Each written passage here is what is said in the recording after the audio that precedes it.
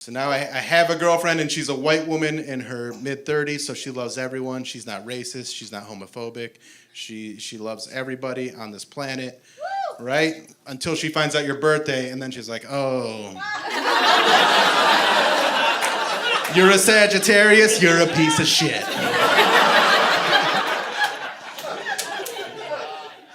That's going to be the racism of the future. 30 years from now, people will be like, oh, this is a great neighborhood till all those Tauruses moved in. And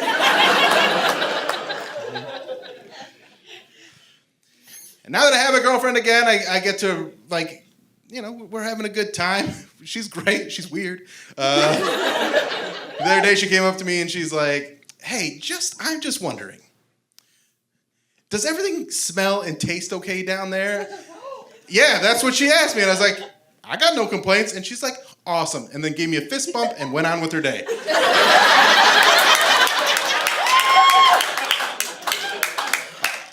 I was just like, what was that about? And she's like, I don't know. I just thought. And I was like, well, it's fine. It's fine. Tastes the same bad way it always tastes. I'm kidding. That's a joke. Tastes great, less filling.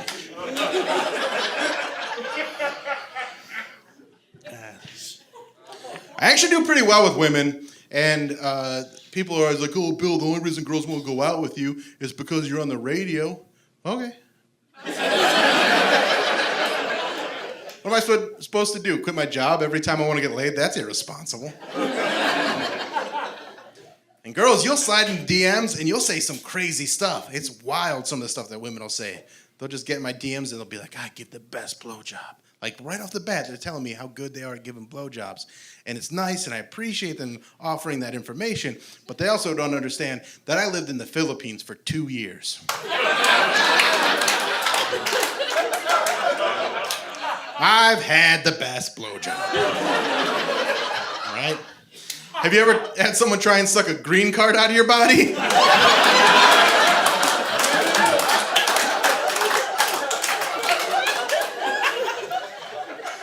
It almost worked.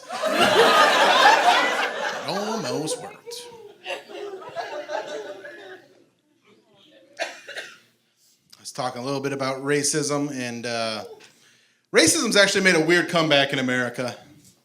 Not if you're black. If you're black, you're like, nah, it's been here the whole time. But the thing is, I actually really like some racist people. I don't like them. I love them. They're my parents. I'm from Medina. Yeah. And they'll say things like this. They'll be like, how come black people can call us cracker, but we can't call them the N-word? And I always tell them the same thing. You can. You just got to deal with what happens afterwards. Now, if you want to call someone that word without any consequence, that's a different situation. You have to wait for the word to go out of style, because eventually words go out of style and they lose their meaning. Like, if I call you Slubberdugullion, does that mean anything to you? No, but if I called you Slubberdugullion like 500 years ago in England, you'd lose your mind. You take off a white glove and slap me in the face and then challenge me to a duel, then we go in the street and fight to the death over a word that no longer has meaning. Seems silly, right? So if you're a white person that wants to use the N-word, and let's be honest, we all do. Not in a bad way. We want to sing the songs.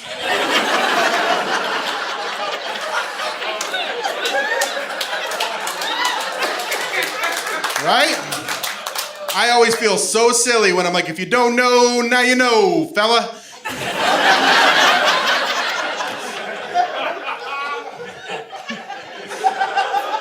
you could have any superpower, what superpower would you have? Let's start with this guy right here. Right there. What superpower would you have? Any superpower? Invisibility? You don't, and I see you. So invisibility is a good answer until you realize how loud you breathe. Like, then you're like, oh, I'm not actually that. I'm just creepy. What about you? What superpower? Any superpower? You can't use invisibility. He already took it. You want to be able to read minds? Have you seen what people are okay with saying out loud on the internet? You want to know what they're holding back? All right, let's go with sir, what about you? Fly. You would be able to fly. That's a good one, but you got to be specific in case it's like monkey paw rules. You want to fly like Superman so you can go fast and get where you're going. You don't want to fly like a hot air balloon and just be like, ugh, shit. I don't know where I'm going to land.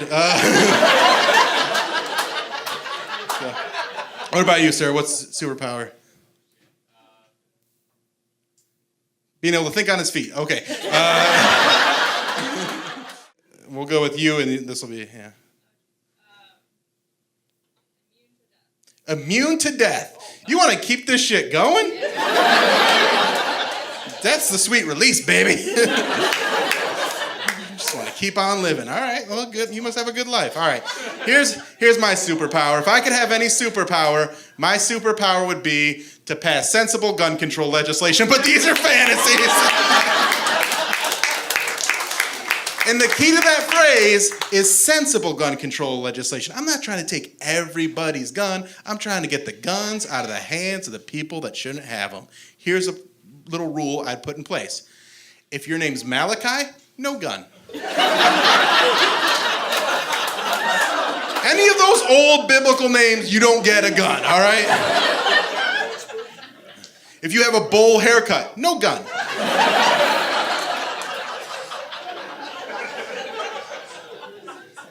Right? If you leave a Facebook comment and then run out of room in that comment and have to start a new comment, no gun. How many lives did I just save with those 3 rules? Yeah. And because that's a gun control joke, there's always a guy after the show that comes up to me and he's like, hey, let me tell you about the Second Amendment. I'm like, okay, let's do this. And then I like to stir the pot a little bit, and I'll ask him how he feels about Colin Kaepernick kneeling during the national anthem.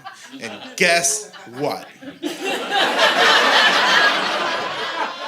Guys that are really into guns and are really mad about Colin Kaepernick kneeling during the national anthem, if you were to make that a Venn diagram,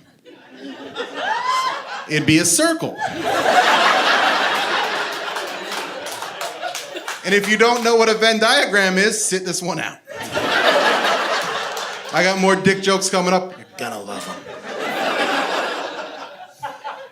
Because here's the thing. If you love the national anthem that much and guns that much, I know that you're not safe with your gun.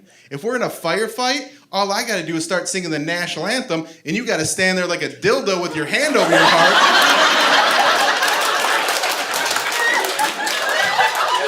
And I could stab you to death with a spoon. Now let's talk about spoon control, because I've done a lot more damage to my body with spoons than guns.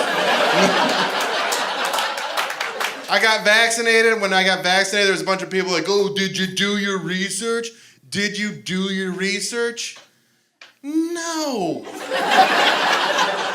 I didn't graduate from high school. What kind of research do you think I'm gonna do that's gonna be better than what they did? If I have to do research on science, I have to start at the beginning of science. Like, what is the powerhouse of the cell? I don't know if you're right. That's how far back I have to go, all right? I was so bad in school. I did a book report in high school on a book I didn't read, and my teacher knew right away that I didn't read the book because it was on To Kill a Mockingbird, and the first sentence of my book report was, so there's this bird.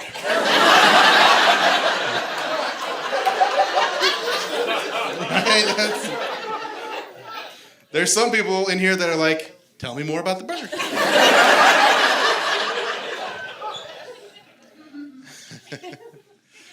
I'm dumb, but I have some good ideas.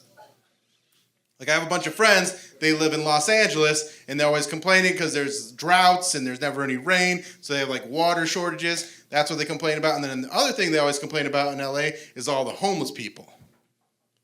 Well, homeless people are 80% water.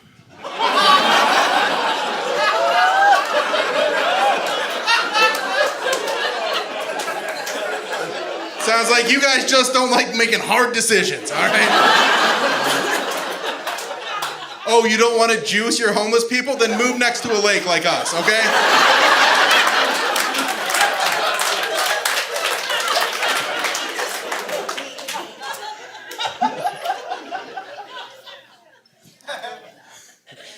to be fancy in this country. Men used to be fancy. When they go in public, they wear suits, and they wear hats, and they have like a monocle and a cane, and if there's a puddle, they put their coat over it so a lady wouldn't get her shoes wet. I don't know what coats used to be made of, but apparently they were puddle-proof, and women didn't know how to go around things. Right? They're like Super Mario in the 80s. Like, I can go forward, I can go back, that's all I got. I know, no wonder they couldn't vote back then.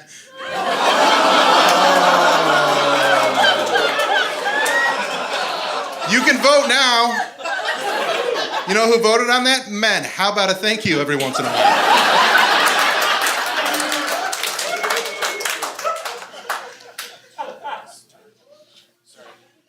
I was getting alerts on my watch because like all my friends are like, hey, when's that show?